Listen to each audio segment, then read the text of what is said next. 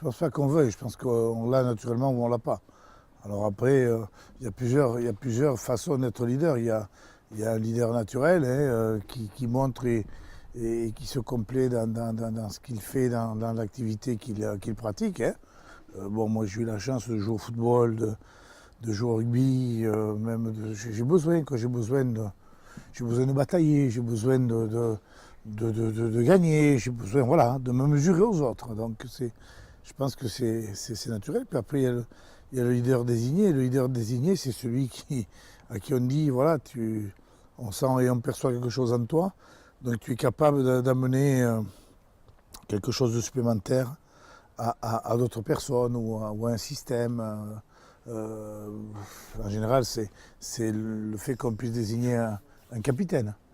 Voilà, alors moi c'est vrai que ça m'a toujours plu, quoi. J'ai toujours voulu amener les autres. Alors après, le tout, c'est pas d'amener pour amener, c'est d'amener pour que ce soit quelque chose d'intéressant. Parce que si c'est uniquement pour dire j'affiche ça parce que je suis content, je suis le premier, non, ça va, non, ça. On balaye et puis on n'y pense plus. Par contre, s'il y a des idées qui sont intéressantes, qui sont partagées, mais ça peut permettre de changer, d'avoir des évolutions, de discuter. Voilà, j'ai été pendant 10 ans le président de la Ligue. Je suis pas parti un jour en disant je veux être le président de la Ligue.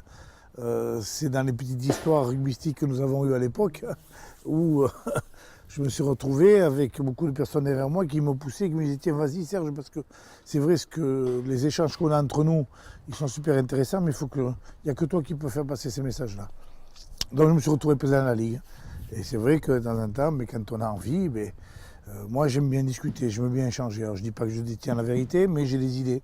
Alors après, si ces idées sont partagées, tant mieux. Si elles ne le sont pas, il faut essayer d'analyser, de savoir pourquoi, et peut-être de changer son fusil d'épaule. Je dirais que je suis plus un créateur qu'autre chose, quoi.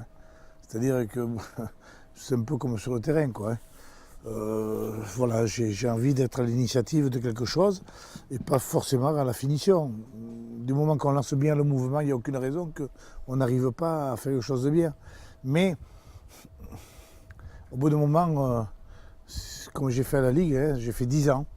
Voilà quoi, au bout d'un moment, ça va. Je pense que j'ai fait certaines choses qui étaient intéressantes, elles ont été améliorées, d'autres sont arrivées, ont amené quelque chose de supplémentaire, c'est très très bien, mais je pense que j'avais fait le nécessaire pour que le train soit sur les rails.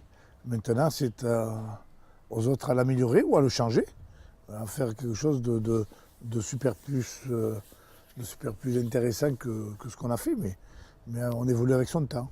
Et c'est pour ça que je défends certaines idées au rugby, c'est pour ça que ma vision du développement du rugby du futur, elle ne passe pas uniquement que par l'investissement sur les sommes financières, voilà, ça passe par un agencement un petit peu différent peut-être, hein, qui à mon sens est nécessaire aujourd'hui parce que je crois en la vertu des hommes et quand on donne un sou, ça ne fait pas aller plus vite, on ne gagne pas 10 secondes sur 1 kilomètre ou 1 seconde sur 100 mètres, hein, c'est pas vrai.